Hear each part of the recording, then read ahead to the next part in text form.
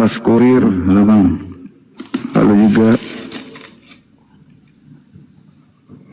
Ya, silakan Bang, silakan. Perlu bantuan alat untuk membacakannya. Wah, terang kali, Bang. Oh, Emira Duku Kupang Timur. Makasih ya atas kirimannya ya, Surabaya ya. Mas Kurir ganteng, jangan dibanting ya. Isinya kue campur santet. Wah. Pecah, kepalamu lembek ya Bang. Mati dia. Bagus juga ini. Kurirnya diancam.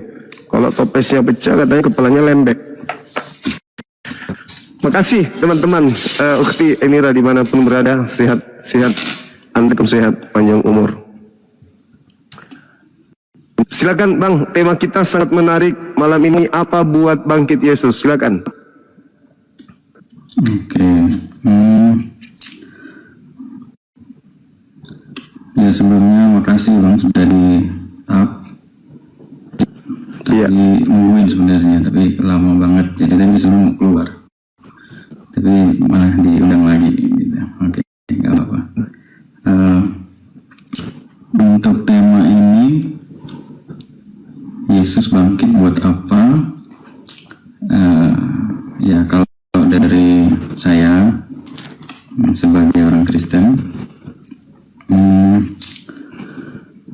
Yesus bangkit itu ada beberapa hal Bang. Ya, bentar saya coba lihat. Iya, kurirnya diancam. Awas kalau topesnya pecah, kepala abang lembek kayak balon katanya. Balon diisi air. Ya takut lah, kurirnya pasti peluk tuh dari Jakarta sampai ke Makassar, dipeluk terus sambil bernapas. Jangan sampai pecah ini.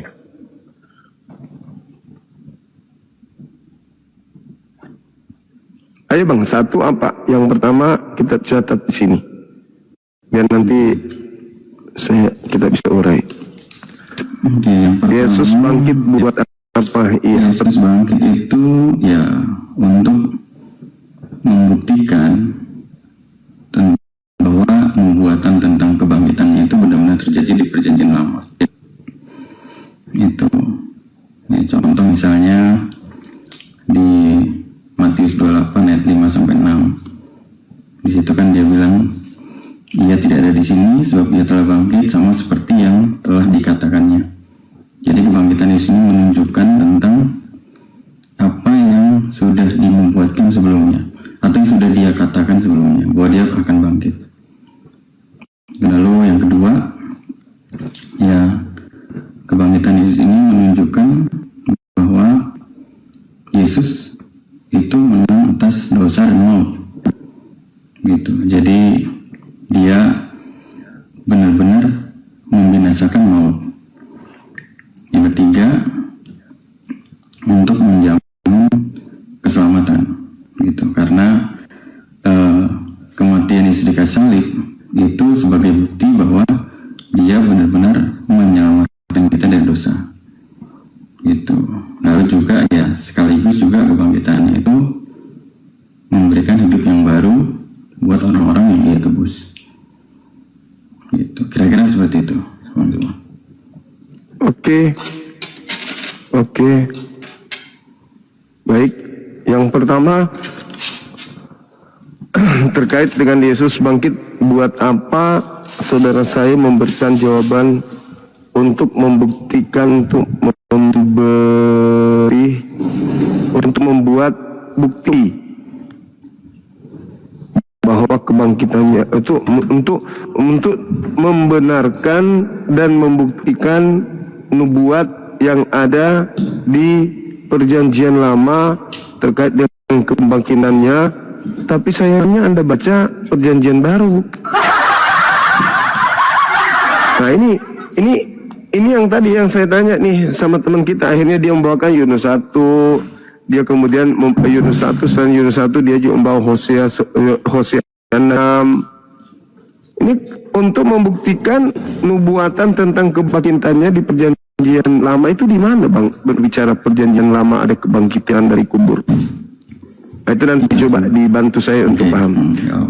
Terus kemudian untuk menang atas maut, maka dia keluar dari kubur maut. Dia melawan maut. Oke, silakan aja untuk bukti dia mengalahkan maut, dia mati, dia bangkit. Tapi untuk siapa? Untuk dirinya aja kan? Bukan untuk orang Kristen. Kan orang Kristen mati aja, nggak ada yang hidup lagi. Bahkan kalau kita lihat di dalam Roma 8:10, barang siapa yang pada dirinya ada Yesus, maka tubuhnya memang mati karena dosa. Lah, berarti untuk apa Yesus mati kalau Kristen mati karena dosa? Coba Anda baca tuh Roma 8:10 tuh. Kalau ada Yesus di dalam diri seorang Kristen, tubuh Kristen memang mati karena dosa. Mati karena dosa. Kalau kami di Islam, ilawa antum muslimun, mati karena berserah diri kepada Allah, Muslim. Kalau Kristen mati karena dosa. Mati karena dosa ya neraka, Bang. Berarti Yesus mati dan Kristen mati karena dosa ya neraka. Aku pikir Yesus Kristen mati karena surga atau apa, ini mati karena dosa. Lalu memberi hidup kekal. Enggak ada itu, Bang. Itu hanya ajaran yang muncul belakangan.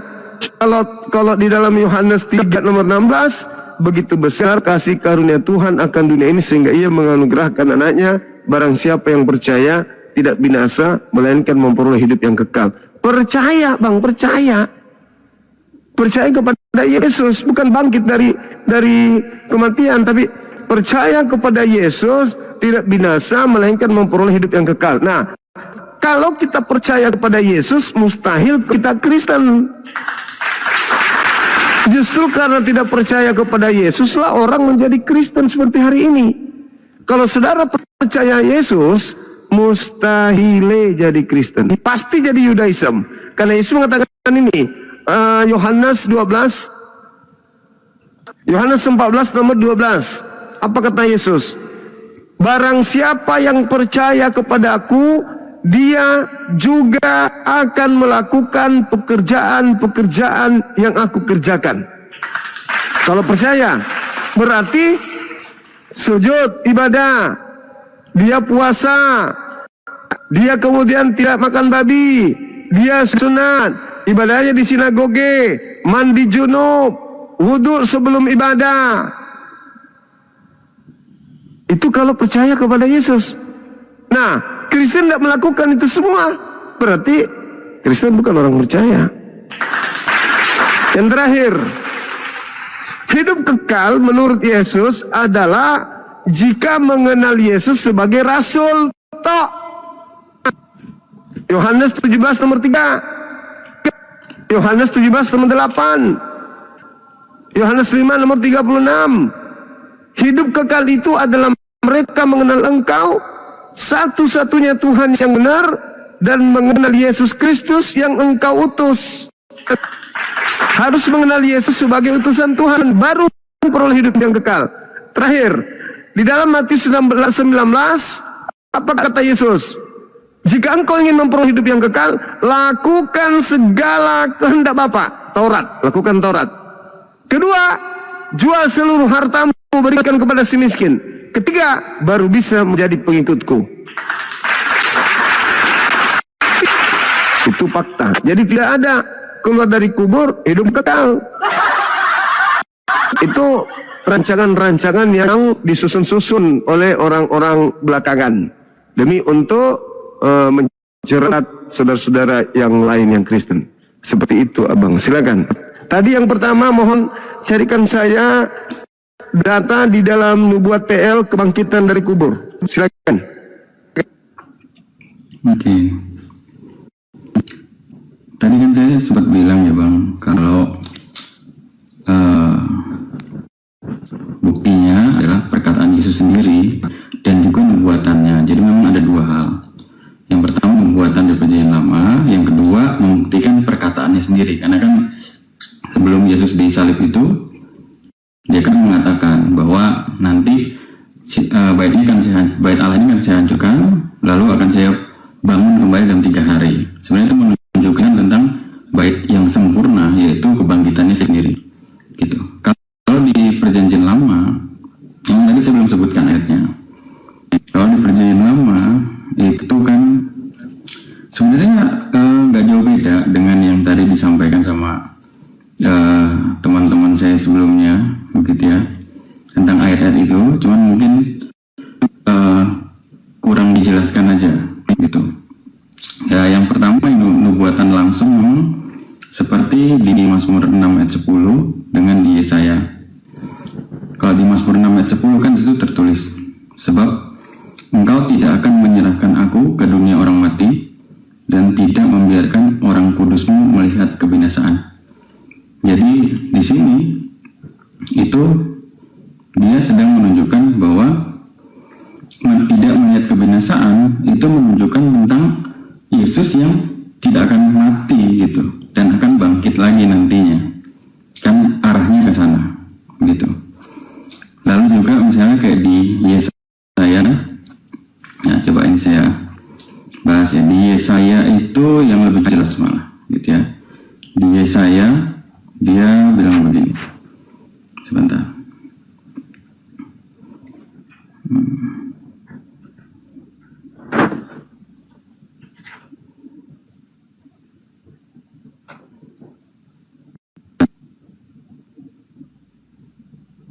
Nah, di Yesaya itu di Yesaya 53 gitu ya. Kalau kita lihat di situ menceritakan tentang hamba yang menderita. Nah, hamba yang menderita ini kan sebenarnya merujuk kepada Kristus begitu. Apa yang dia jelaskan di sana ya? Yang pertama misalnya kalau kita lihat di Yesaya 53 ayat 5, di situ kan dia bilang bahwa dia tertikam oleh karena pemberontakan kita. Dia ini kan pribadi itu yang sebenarnya merujuk kepada Kristus. Pemberontakan kita itu merujuk kepada dosa-dosa kita yang melawan Tuhan. Lalu di situ juga dibilang di ayat 10 sampai 11 tertulis, apabila ia menyerahkan dirinya sebagai korban penebusan salah, ia akan melihat keturunannya, umurnya akan lanjut. Ketika di sini dibilang umurnya akan lanjut, ini kan sebenarnya seperti pola ya.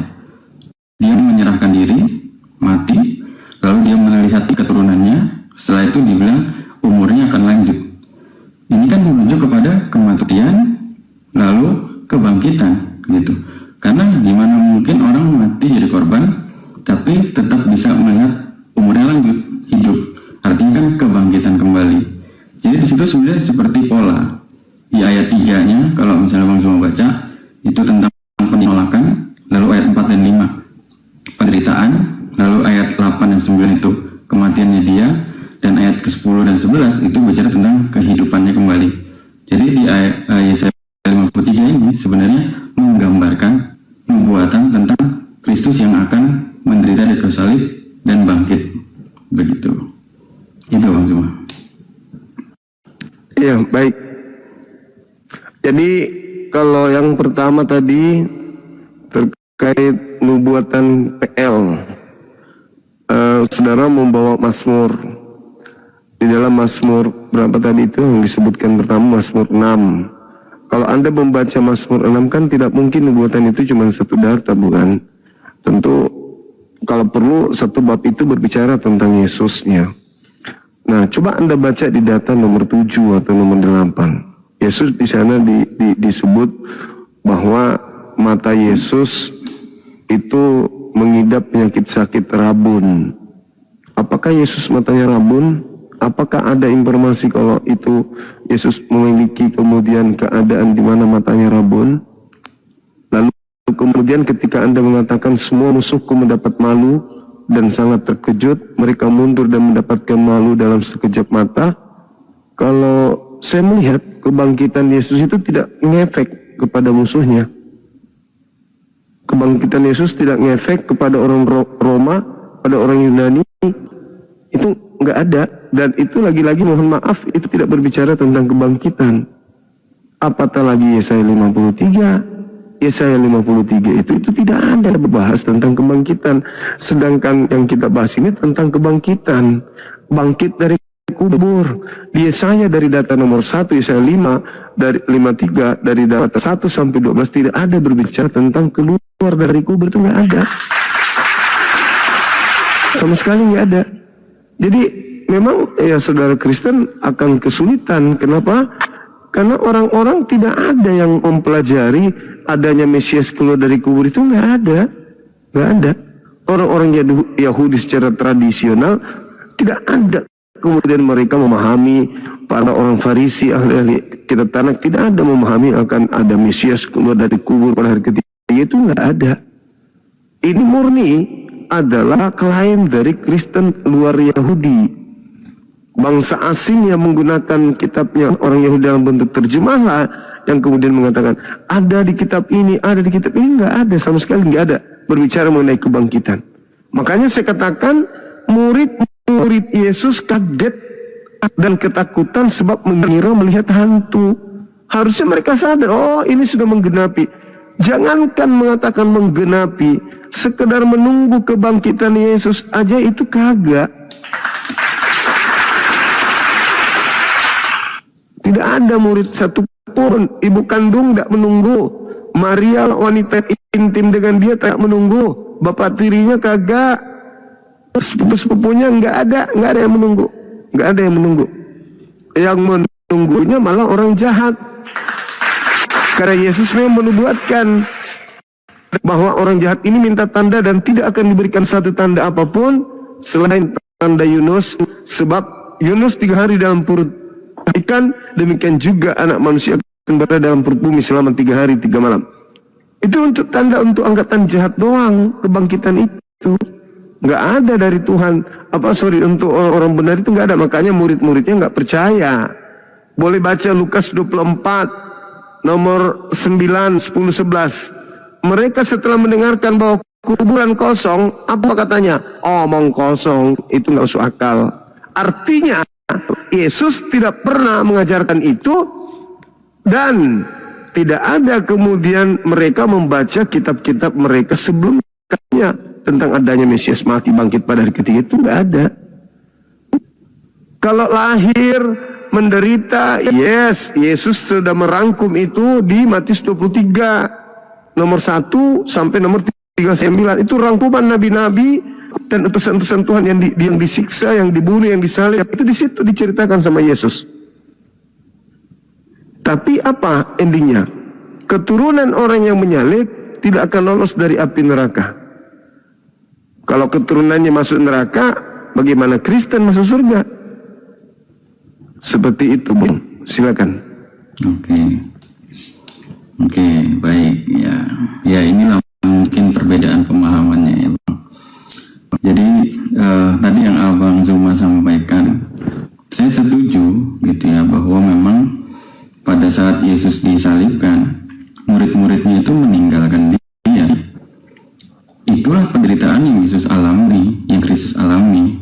Justru itulah yang membuktikan bahwa manusia itu adalah manusia yang berdosa dan butuh penyelamatan.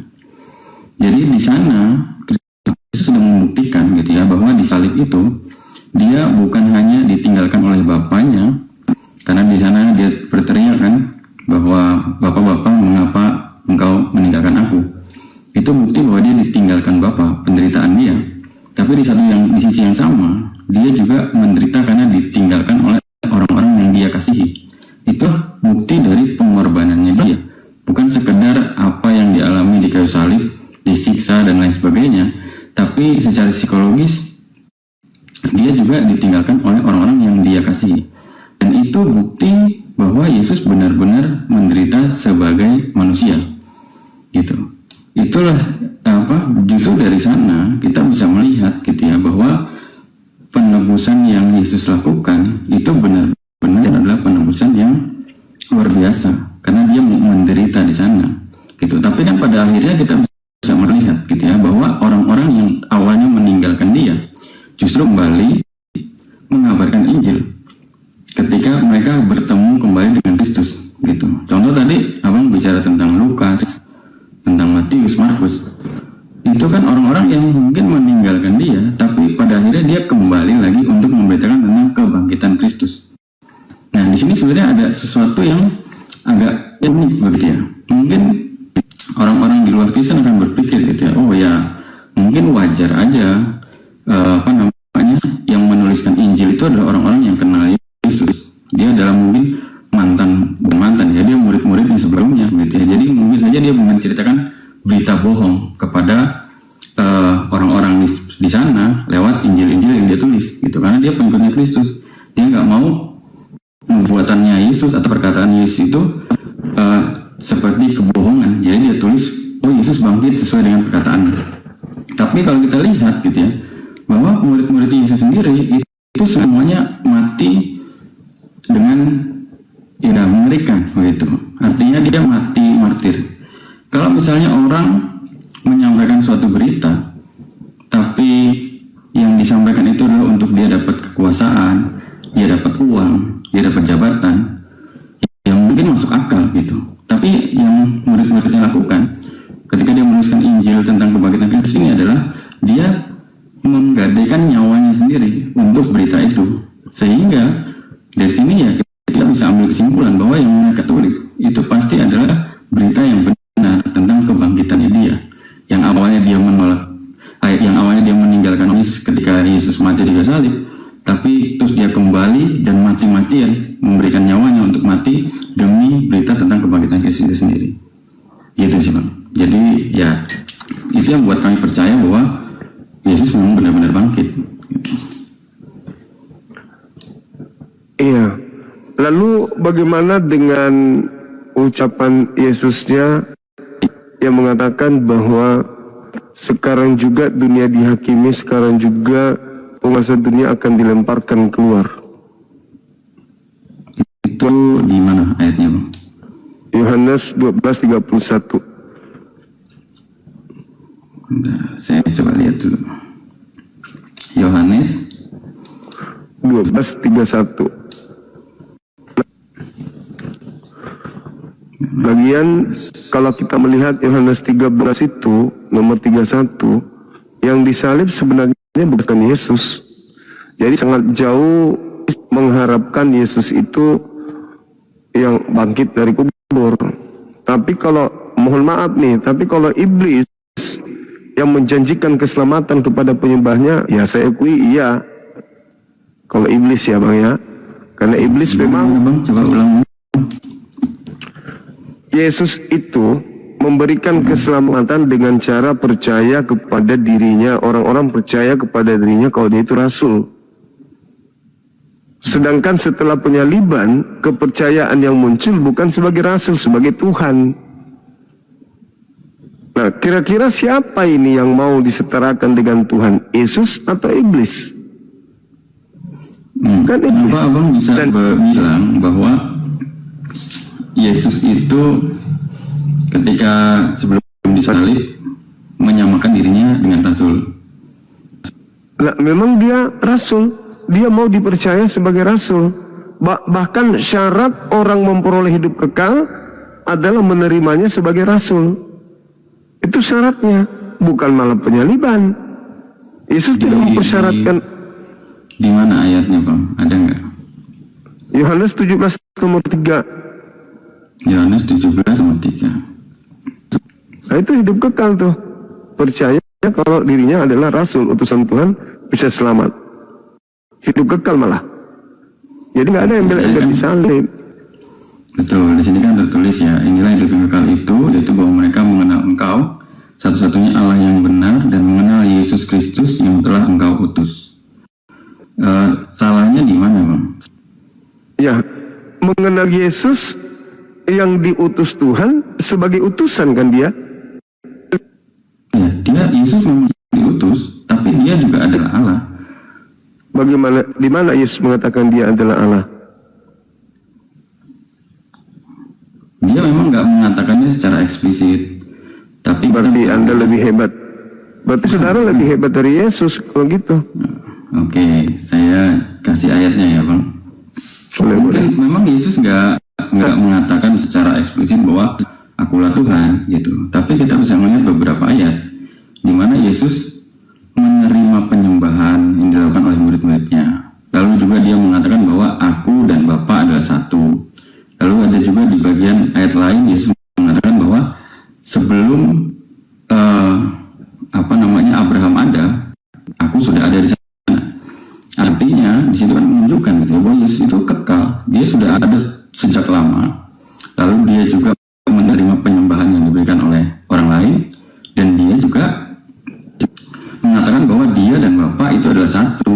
Artinya dia sama derajat dengan Allah. Bahkan ketika Yesus mengatakan itu, orang-orang Farisi pada saat itu ingin melempari Yesus dengan batu. Kenapa? Karena ketika Yesus menyamakan dirinya dengan Bapa, atau dia bilang bahwa dia hidupnya sudah lebih lama dibandingkan Abraham, itu kan seperti dia menyamakan dirinya dengan Tuhan, dan itu dianggap sebagai penghujatan kepada Tuhan, gitu, pada Allah. Makanya dia mau dilempari dengan batu. Jadi pada saat itu pun sebenarnya konteksnya orang-orang Farisi itu tahu bahwa Yesus sedang menyamakan dirinya dengan Tuhan, gitu. Jadi dari situ kita bisa melihat gitu ya, bahwa Yesus sendiri sebenarnya mengklaim dirinya adalah Tuhan, namun nggak secara eksplisit, begitu. Tapi apakah secara eksplisit Yesus mengatakan dirinya anak manusia? Secara eksplisit Yesus mengatakan dirinya adalah anak manusia. Iya. Sepertinya sih enggak sih ya Bang, saya belum baca sih ayatnya sih. Betapa banyak Yesus menyebut dirinya sebagai anak manusia. Kenapa nggak dipercaya Yesus? Nah sekarang ketika saudara mengatakan bahwa Yesus itu adalah Allah itu sendiri dengan berbagai macam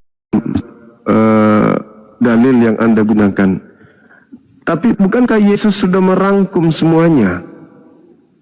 Bukan comot-comot data satu, enggak. Tapi Yesus di dalam Yohanes 17:8 mengatakan segala firman, segala ucapan telah aku berikan kepada muridku. Mereka telah menerimanya dan mereka percaya bahwa engkaulah yang telah mengutus aku. Yesus mengatakan bahwa semua ucapanku, aku dan Bapa adalah satu, melihat aku sama melihat Bapa, aku ada sebelum Abraham ada. Semua ucapan itu aku telah berikan kepada murid. Apa ending imannya muridnya? Ya percaya kalau Yesus rasul utusan Tuhan. Karena orang Yahudi mau sehebat apapun Yesus, mau sesakti apapun dia, mau luar biasa apapun mujizatnya, ending tertingginya adalah sama seperti Musa, sama seperti nabi-nabi yang lain, sama seperti Salomo, sama seperti Daud. Tidak akan mungkin mereka jatuh cinta kepada Yesus dan mengatakan itu Tuhan, karena mereka sudah kenyang dengan mujizat-mujizat, mereka kenyang dengan pekerjaan-pekerjaan Tuhan, kenyang mereka.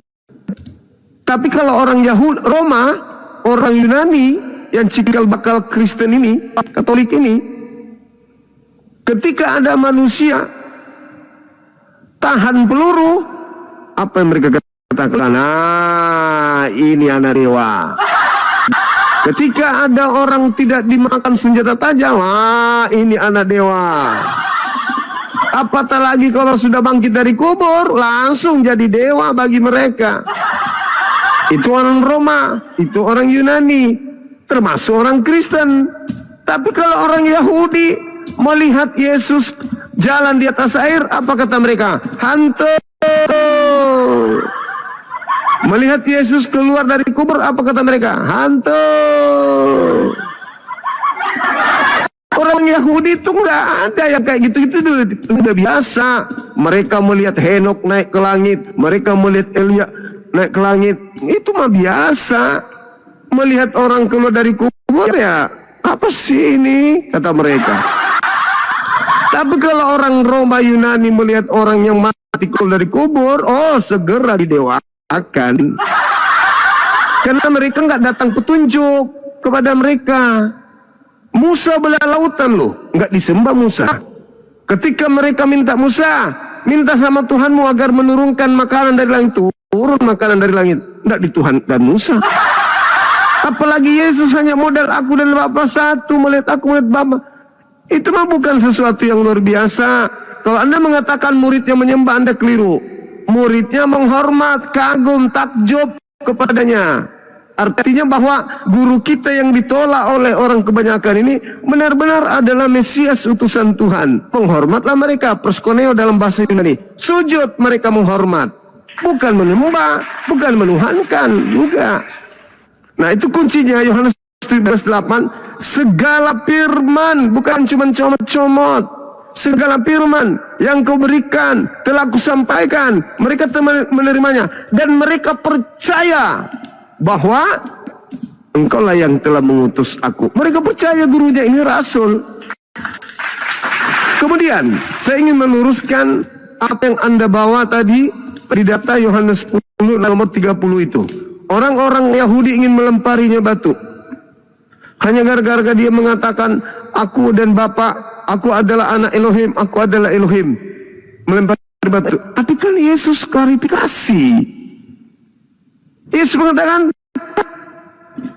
edan lu ye. Nah, kalau Yesus sekarang ada di sini pakai bahasa Betawi begitu. Edan lu ye, bukankah di dalam kitab Taurat ente dikatakan bahwa siapapun yang diserahi tugas untuk menyampaikan firman Tuhan, maka dia adalah Tuhan. Dan ketetapan Tuhan itu tidak bisa dibatalkan. Apakah kamu masih mengatakan aku menghujat Allah sebab aku menyampaikan firman Allah? Yesus klarifikasi. Hei, Musa diutus oleh Elohim menyampaikan firman kepada Fir'aun. Keluaran 7 nomor 1. Musa menjadi Elohim, menjadi Allah untuk Fir'aun. Ya aku juga begitu, karena aku menyampaikan firman.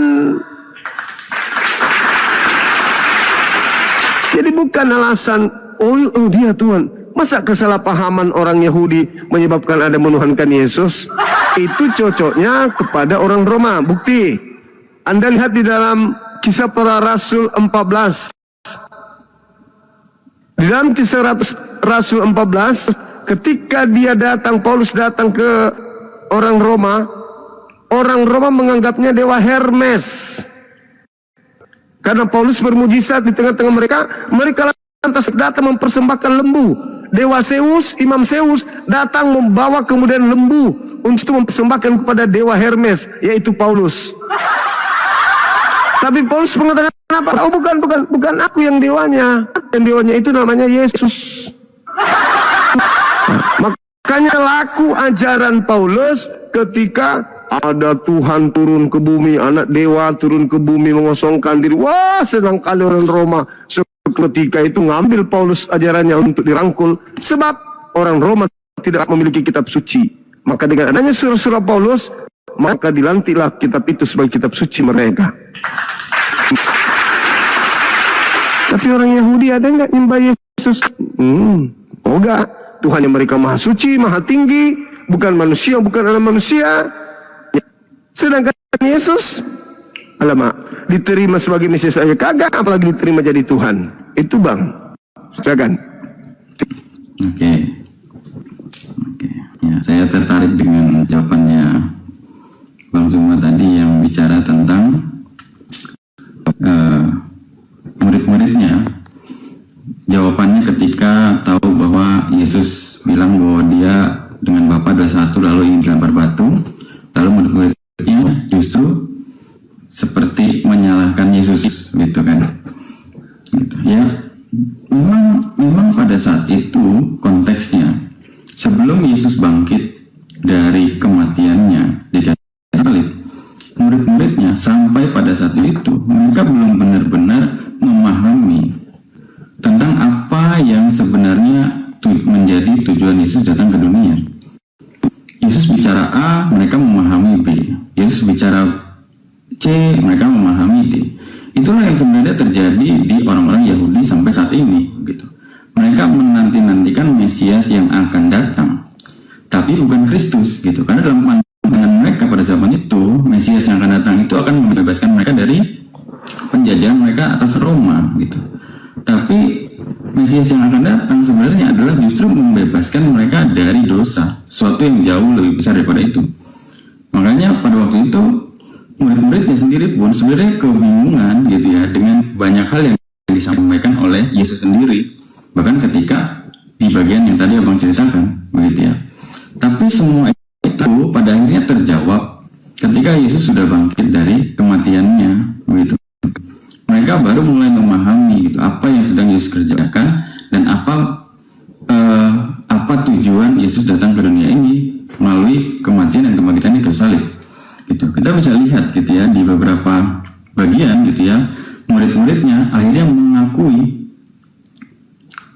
bahwa Yesus adalah Tuhan gitu. Contoh misalnya di Yohanes 20 ayat 28. Di situ Thomas mengatakan bahwa ya Tuhanku, ya Allahku gitu. Ketika dia tahu bahwa Yesus sudah bangkit.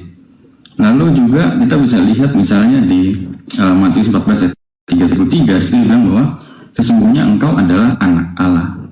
Lalu baca lagi misalnya di Matius 16 ayat 16. Di situ dibilang juga, Petrus bilang sendiri bahwa engkau adalah Mesias anak Allah yang hidup.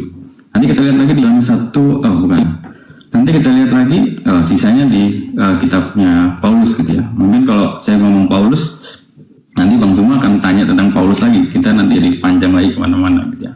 Tapi intinya adalah kita bisa melihat bahwa murid-muridnya pada akhirnya memahami gitu bahwa apa yang Yesus kerjakan, kematian dan kebangkitan ke salib itu adalah pekerjaan Mesias yang sesungguhnya, dan mereka menyadari bahwa Yesus adalah Mesias dan Allah itu sendiri.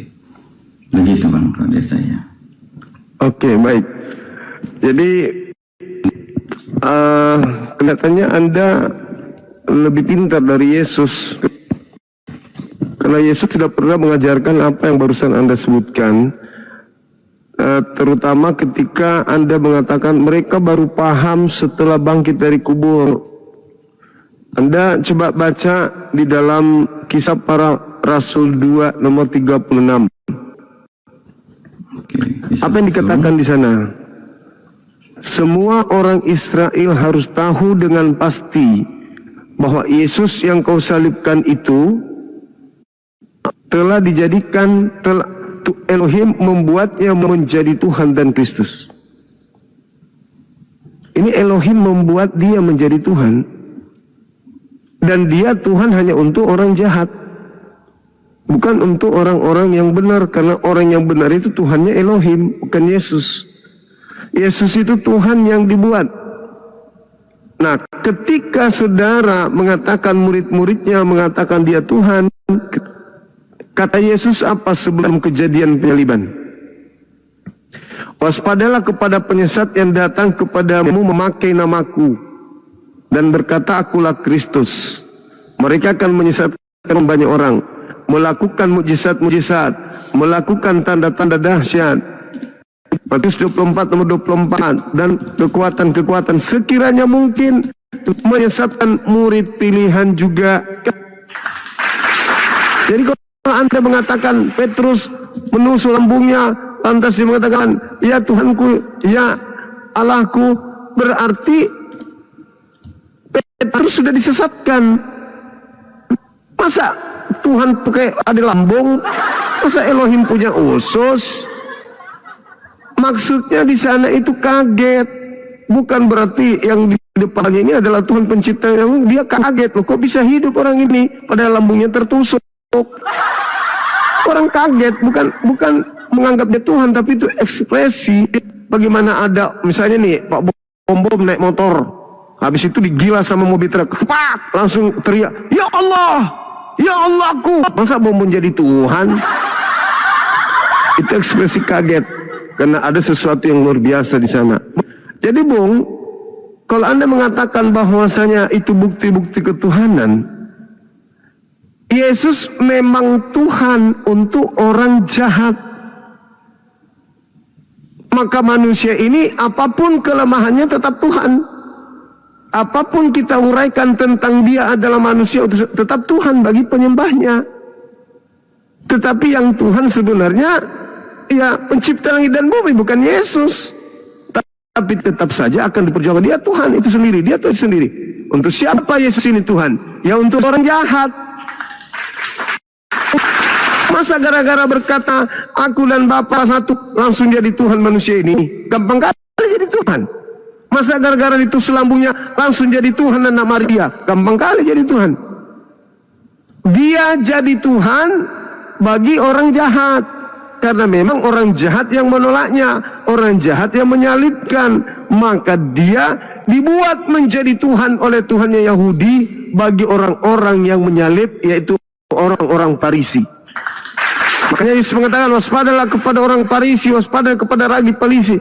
Ini yang ditakutkan Yesus, karena orang Farisi akan menyesatkan banyak orang dengan mengajarkan hukuman yang Tuhan berikan kepada dia, yaitu menjadikan korban yang mereka salib menjadi Tuhan mereka. Begitu saudaraku. Tadi kita sudah jauh meninggalkan yang pertama, tema kita,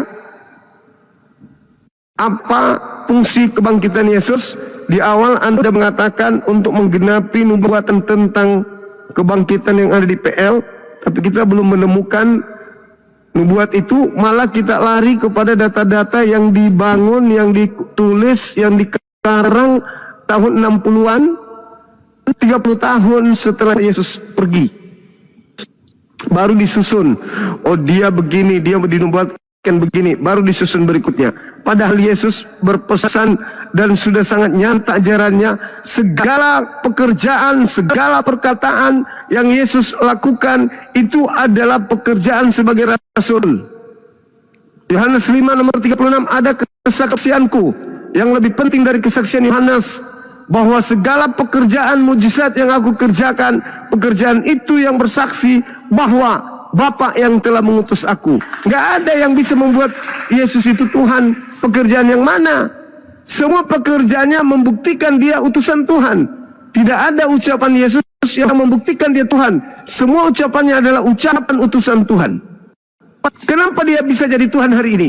Ya, itu karena untuk orang jahat.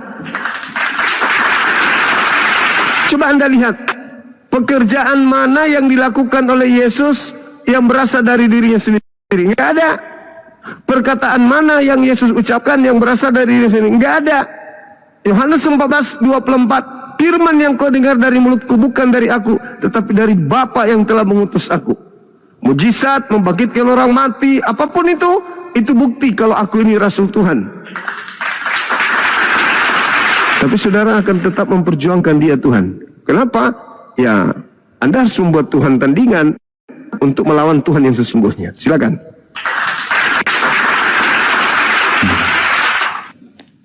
Ya, saya jelaskan juga pasti perspektif kita itu beda, Pak. Jadi kayaknya percuma gitu. Karena memang kita pandangannya berbeda, kita punya pemahaman yang berbeda gitu ya. Contoh misalnya tentang dosa aja ya, karena ini kan kebangkitan ini kan bicara tentang dosa pastinya, karena kebangkitan Yesus itu kan untuk menebus dosa. Kalau di pandangan kita orang Kristen, kita memahami bahwa dosa itu adalah maut gitu. Konsekuensi dari dosa adalah kematian. Sehingga setiap orang yang berbuat dosa itu harus mati gitu. Tadi sempat saya dengar abang ngobrol dengan orang yang sebelumnya bicara bahwa ya yang berdosa dia yang harus tanggung konsekuensinya dong, begitu kan.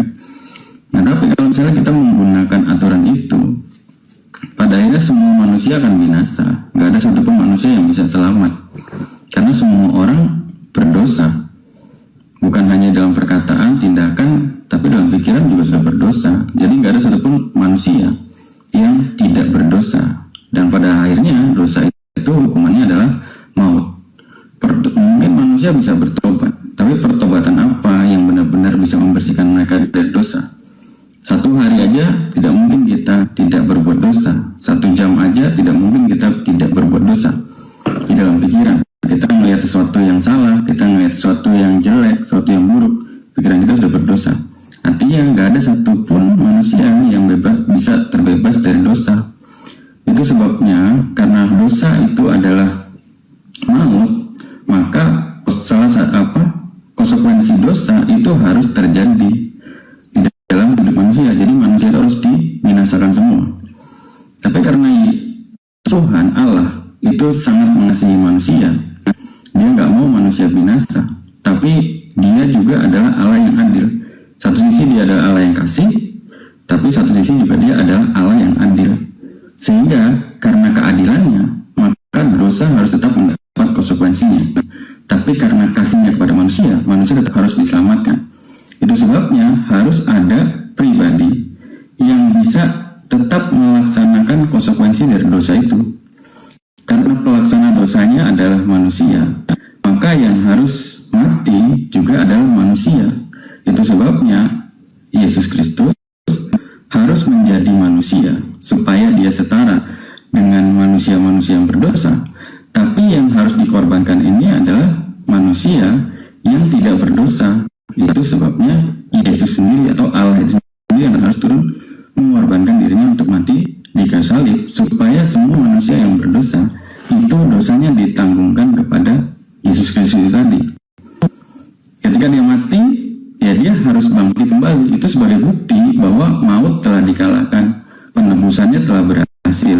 Jadi kebangkitan itu seperti tanda bukti bahwa dosanya telah dibayar lunas, hutangnya telah dibayar. Itu perspektif kita orang Kristen di dalam memandang tentang kematian dan kebangkitan Yesus. Kalau misalnya Bang Zuma pandangannya beda dengan ini, gitu ya, pasti kita nggak akan ketemu, gitu. Saya mau cerita panjang lebar tentang Kristus, kita nggak akan ketemu. Mungkin itu sih, Bang. Karena Ya, ini udah malam, begitu, kayaknya saya nggak bisa panjang-panjang lagi. Tapi terima kasih buat kesempatannya. Gitu sih, Bang Zuma. Oke. Silakan dengan doktrinnya. Saya tetap pada pendirian saya. Yesus tidak pernah mengajarkan nebus dosa pakai darah manusia. Tuhan pencipta langit dan bumi tidak pernah mengajarkan nebus dosa pakai darah manusia. Itu nggak ada tuh, nggak ada. Dan tidak pernah ada sejarahnya Tuhan turun ke bumi mati dibunuh manusia. Itu hanya konsep dari Barat. Karena nabi-nabi tidak pernah mengajarkan itu. Intinya bahwa ketika Anda menginginkan kematian terhadap Yesus, Anda ada pada barisan iblis. Karena hanya iblis yang menginginkan kematian terhadap orang benar.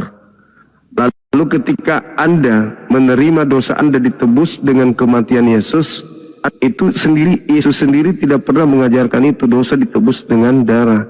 Yesus mengajarkan bahwasanya apa yang dia lakukan dan dia ajarkan di tengah-tengah kaumnya, itu mengajarkan kaumnya kemudian untuk mentaati perintah Tuhan. Tapi kalau Anda mengatakan tidak ada manusia selamat tanpa harus ada penebusan, ya sayang sekali. Di dalam kitabnya orang Yahudi, Yeremia 31, nomor 31 sampai 34, apa kata Tuhan? Jangan lagi orang di antara kalian mengajar kenallah Tuhan, sebab baik kecil maupun besar telah mengenal aku, dan aku telah menghapus dosa-dosanya dan tidak lagi mengingat-ingat dosanya. Jadi Yesus mati untuk siapa? Kesiangan dia. Pahlawan kesiangan. Kalau saya ingin mengatakan yang sesungguhnya, sebenarnya yang mengiringi keselamatan Kristen dengan darah Yesus di salib itu bukan Yesus. Karena itu tidak pernah Tuhan sampaikan. Dosamu akan aku tebus dengan darah manusia, itu nggak ada. Tuhan malah marah. Kalau mempertumpahkan darah orang benar itu Tuhan marah. Tapi iblis memutar balik tuh. Menggunakan nama Yesus untuk memperdaya manusia. Supaya apa? Akibatnya coba. Ketika orang menerima ajaran tersebut, mereka menduakan Tuhan, bahkan mentigakan dengan Roh Kudus. Mereka melanggar seluruh perintah Tuhan yang datang kepada para nabi. Apalagi mereka bermimpi untuk masuk surga dengan tidak lagi menjalankan perintah-perintah Tuhan. Itu akibatnya sekarang Kristen masuk ke gereja menyembah Yesus. Ada nggak perintah Tuhan menyembah Yesus? Tak ada. Ada nggak perintah Tuhan makan babi? Tak ada. Ada nggak perintah jangan bersunat? Tak ada. Ada nggak perintah ibadah minggu? Tak ada. Ibadah Natalan ada nggak? Nggak ada. Yang dilakukan oleh orang Kristen bukan perintah Tuhan, bukan sabda Yesus. Kenapa mereka merasa bahwa pengikut Yesus? Yaitu tadi, sibilisisis. Orang yang mengikuti Yesus, sunat, ibadah Sabat, tidak makan babi, menyembah hanya kepada Elohim, menjalankan semua isi Taurat, itu orang yang mengikuti Yesus. Tapi sekarang ternyata yang disebut mengikuti Yesus adalah yang melanggar seluruh perintah Yesus. Coba, kata Yesus, kamu ingin membunuhku karena kamu tidak memperoleh firmanku di dalam dirimu. Iblislah yang menjadi bapakmu sehingga kau ingin membunuhku. Sekarang beda. Yang membunuh Yesus itulah keselamatannya. Andai saja Kristen hadir pada saat Yesus masih hidup, bukan tentara Romawi yang membunuh Yesus, tapi Kristen akan berlomba-lomba mengisap darah Yesus, membunuh Yesus, menyalib Yesus. Kenapa? Karena Kristen pingin kali dosanya ditebus. Jadi Kristen dalam hal ini yang menerima salib itu sama seperti, maaf, iblis. Sama-sama mau Yesus mati. Dengan iming-iming apa? Dengan matinya Yesus, kemudian dengan bangkitnya dia, maka kita akan diselamatkan. Inilah Kristen. Mereka ingin bebas makan apapun, mereka ingin minum apapun, mereka nggak mau diatur sama Tuhan, mereka mau bikin aturan sendiri. Tapi mimpi masuk surga, boro-boro masuk surga, masuk akal aja kagak. Kenapa harus ada Yesus mereka jual untuk dimatikan? Yesus mati untuk membebaskan kita. Karena sebenarnya bukan karena mau menghapus dosa, tapi apa? Ingin melegalkan, ingin kemudian mengiming-imingi orang-orang pengikutnya supaya merasa merdeka melakukan segala apa yang Tuhan larang. Dengan matinya Yesus masih ada nggak perintah Torah dilakukan oleh Kristen? Gak ada. Gak ada lagi. Tapi mereka paling merasa, wow, kami ini anak Tuhan loh, kami pewaris surga loh. Gimana mau pewaris surga? Yang ada pewaris dosa. Karena salib itu adalah hadiah dari iblis. Bukan Tuhan yang menginginkan penyaliban, tetapi iblis yang menginginkan penyaliban, bukan Tuhan. Iblislah yang berkarya terhadap penyaliban itu. Ketika orang Kristen selamat karena penyaliban, berarti Kristen ini adalah korban dari iblis. Karena hanya iblislah yang mau Yesus disalib. Salib itu simbol kemenangan iblis. Kristen menggantung salib di rumahnya, berarti itu simbol tanda pengikutnya iblis. Kristen bikin tato salib, menggantung di leher salib, di gereja ada salib, berarti Kristen adalah tanda-tanda simbol iblisnya ada pada mereka. Salib itu adalah keinginan setan, bukan keinginan Tuhan. Yohanes 8 nomor 37, Yesus mengatakan apa? Kenapa kamu ingin membunuhku? Karena kamu tidak memperoleh firman di dalam hatimu. Berarti kalau ada orang yang ingin menyalib Yesus, ingin Yesus disalib, tidak ada firman Yesus di dalam dirinya. Iblislah yang menjadi bapakmu dan kamu mau melakukan keinginan-keinginan bapakmu. Jadi yang menginginkan kematian terhadap Yesus hanya iblis. Apakah Bapak Elohim di surga mau Yesus mati? Tidak. Mana dalilnya? Keluaran 23 nomor 7 nomor 8. Jangan kau membunuh orang yang benar, jangan kau membunuh orang yang bersalah, yang tidak bersalah, sebab aku Tuhan tidak akan membenarkan orang yang bersalah. Tapi Kristen berkhotbah, bunuhlah orang yang benar, bunuhlah orang yang tidak bersalah, karena hanya dengan membunuh orang yang bersalah yang tak bercacatlah darah yang tertumpah, kita orang yang bersalah ini bisa dibenarkan. Kan dibalik.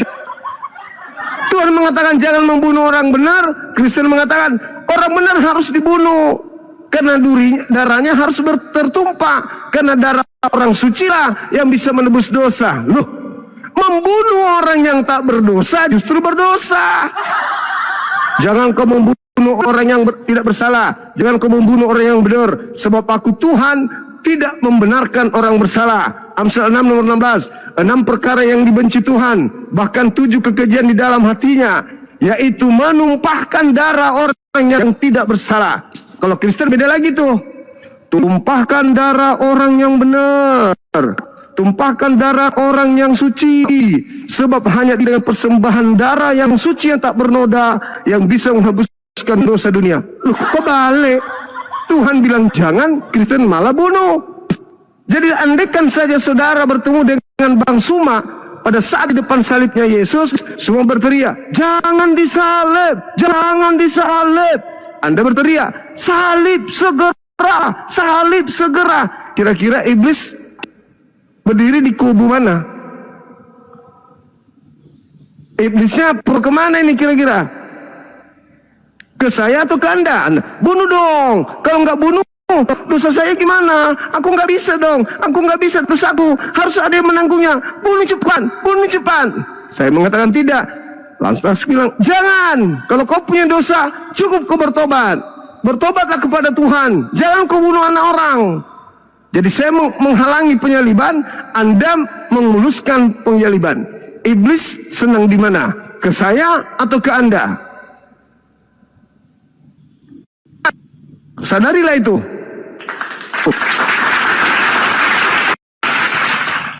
Silakan Bung, kalau mau pamit boleh. Lanjut besok. Ya nggak apa-apa. Thank you Bang Suma. Oke, saudara, thank you. Jawab. Baik. Oke. Thank you. Sip. Terima kasih.